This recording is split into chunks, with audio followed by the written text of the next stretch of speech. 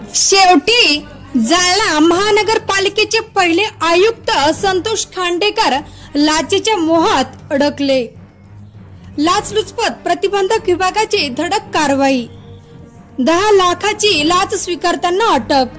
जालना महानगरपालिकेचे पहिले आयुक्त संतोष खांडेकर हे आज लाचलुचपत प्रतिबंधक विभागाच्या पथकाच्या कारवाईत 10 लाख रुपये लाच स्वीकारताना रंगेहात अटक झाल्याची माहिती समोर आली आहे। मिळालेल्या माहितीनुसार संबंधित तक्रारदाराकडून प्रशासकीय कामकाजासंदर्भात सोय करण्याच्या मोबदल्यात 10 लाख रुपयाची मागणी केल्याचा आरोप होता।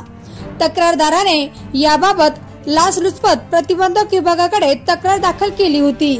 त्यानुसार एबीसीच्या अधिकाऱ्यांनी जाळे रचून आज प्रत्यक्ष कारवाई केली।